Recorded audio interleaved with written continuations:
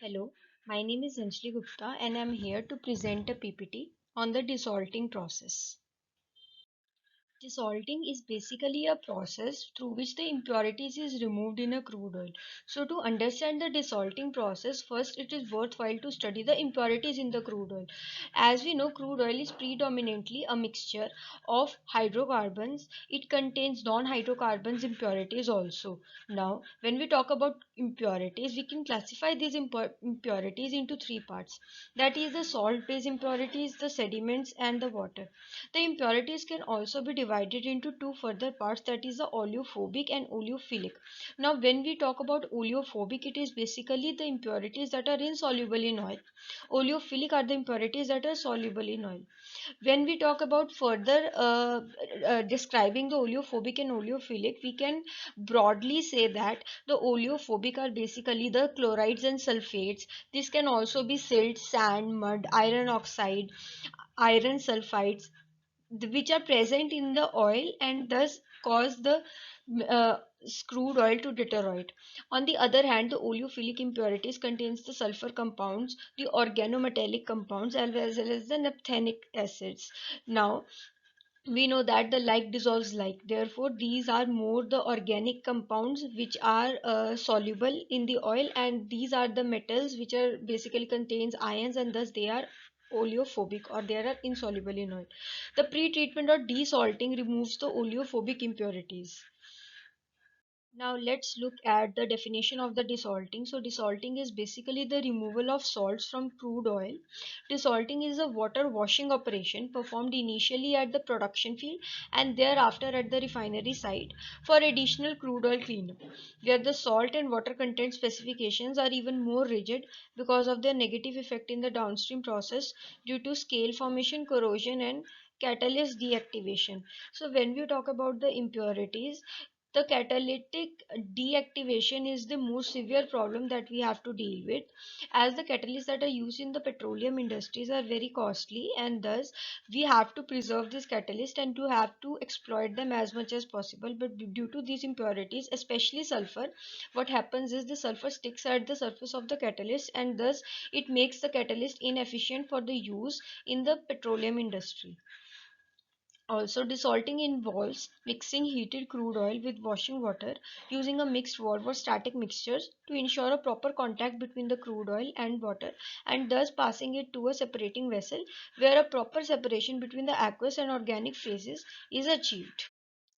Now, what does impurities do to the crude oil? Let's look at it. So here is the impurities present in the crude oil have the following effects. Salts present in the crude oil act as an impurity and gets deposited inside the tubes of furnaces and also outside the tube bundles, which results in the reduction of heat transfer in the heat exchangers, thus resulting in fouling, thus reducing the heat exchangers efficiency. So we know that the heat exchanger is one of the most important mechanical operation that is performed in the industries. What happens is these salts, these sediments as well as the water based impurities, these are kind of sticky, and what they do not only on the heat exchangers but also on the walls of the distillation column, they actually get stick around the walls, and due to it the efficiency of these large equipments is reduced to a larger extent. And because these are associated with the major amount of costs in the industry, therefore the maintenance costs rise exponentially if not taken care of these impurities. The inorganic salts often gets decomposed inside the petroleum preheaters and heaters, as a result of which acid gas is produced, which condenses to liquid acid at overhead system of distillation column, thus causing serious corrosion of equipment. So the inorganic salts, the salts which we have talked about, they get mixed with the petroleum products, and there are a lot of processes which involves heating.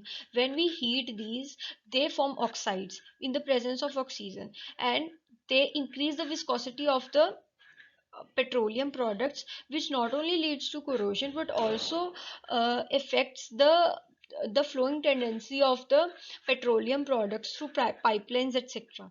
The sand also is very harmful impurity and causes significant damage, which is a result of abrasion of erosion of pumps, pipelines, etc.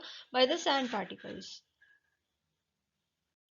Now, What is the purpose of desalting? The main purpose of desalting is to reduce fouling and plugging of crude oil fractionators and exchangers due to salt deposition, to reduce rate of corrosion of crude oil fractionators, to avoid lengthy and expensive plant shutdowns, to reduce consumption of neutralizers, to remove metals which may poison reformer catalyst, to achieve more average plant life, to obtain higher degree of operating flexibility due to slug and high tank bottom abnormalities. So we can see here that the major purpose of desalting is to help plants have more efficiencies, to prevent their plant shutdowns, to prevent their corrosions, to reduce the neutralizers. So if we are dealing with at a superficial level the problem, if we are dealing with the problem at the superficial level, we will usually use the neutralizers so as to reduce the acid content because of the impurities. But what we can do is we can directly, instead of neutralizing the acid, we can directly remove the content of the acid. So it is a permanent solution rather than the temporary fixing. Now we come to the main part of this PPT, that is the desalting process.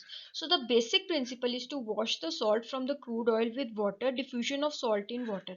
Now the salt is an ionic compound and water is also an ionic compound, whereas our petroleum products is an organic compound. Therefore, the diffusibility of the salt in water would be more in as compared to the diffusibility in the organic compound. So what we will do, we will provide excessive amount of water so that sufficient amount of salts are diffused in the water, and then we will remove the water which contains the salt in it, and then we will perform different operations, kind of filtrations or advanced filtration techniques on the water, so that these salts are further dried and removed from the water itself, and the water can be reused again for the whole cycle again. So the first and foremost step and important step process of desalting is to remove the water in oil emulsion to separate out the salt and water. Thus this results in large amount of water phase which now needs to be separated, and this is achieved by any decanting process, and this breakdown of emulsion is carried out through subsequent steps: water washing through a mixing of valve water. So what happens is we have a valve, and what we'll do, we'll provide the water, so it opens up when we have to provide the water. It provides the water to the incoming petroleum. The salt crystals present in the oil now gets dissolved in this stream of water, thus producing very tiny droplets. So the oils, they are trapped in the water in case of droplets, and thus the impurities, they are separated away from the oil.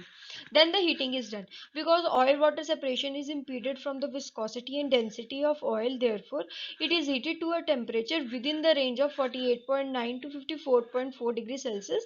This range of temperature is kept. The first reason is that the organic compound decompose at a relatively lower temperature, so we have to take care of the temperature also, and that the water can sufficiently be evaporated and the oil water emulsion can be separated. Then the last step is settling, where it consists with the Stokes law, the settling rate of water droplets after coalescing. Here is a diagram of the desalting process. So what happens is, this is a unit where oil and water is mixed. From here the gas is taken through the outlet and the oil is taken here. It is heated, then it is washed with water, then emulsification takes place. Here is a mixing valve which helps in the mixing of oil and water. Then we pass electricity through lower electrode or the upper electrode, and the oil is sent to the distillation collar, and the water which contains the impurities is sent to the wastewater treatment plant, where the water can be reused again. So this whole process is a simplified version of the desalting process that is used in the industry. Now, in the industry, based on the type of industry, as the type of impurities we are dealing with, we can divide the desalters into three parts. The first is the natural desalter, the second is the chemical desalter, and the third is the electrochemical desalter. So the last part of this PPT deals with these different types of desalters in a brief manner, and let's look at these. First is a natural desalter. So desalter, in which settling time is given to the salt, sediments, water and sludge which under gravity settle down in the bottom of vessel and then get drained. So this is the most simple type of desalters that could be used as a preliminary desaltification process. What happens in this settling time is given to the salts, and it is not disturbed from any external medium, and the impurities get settled at the bottom. And the major factor which we are employing here is the gravity, and the example is drainage of sludge and water from tanks and settling vessels F2 at Luminous. The second one was the chemical desalter. So the desalter, in which chemical is added to the crude in order to remove salts, sediments, water and sludge. So it is a better desalter than the natural desalter because we employ chemicals here. Chemicals reduce the surface tension for making removal of salts and water easy. It is kind of a detergent. It is kind of an industry detergent, like the detergent is used to remove the oily based fats from the clothes. This is also used to reduce the surface tension and to reduce these impurities and salts easily. Both natural and chemical desalter are useful for crude having low salts or for batch process. Next comes the electrochemical desalter. So this is a desalter which we saw in the diagram also. This is the desalter which is used on a large scale industry purposes. So desalting process by use of chemical along with electric field. Demulsifier used as chemical used while electrodes connected to step up transformer used for electric field generation. So what happens, whereas chemical help in reduction of the surface tension, these electrochemical desalters are much better because they employ electricity, due to which the impurities get separated between the cathode and anode, and thus there is easy separation. But this is cost inducive because we have to use electricity to run these desalting processes. So this is used in wide scale and large scale industry problems. Thank you very much.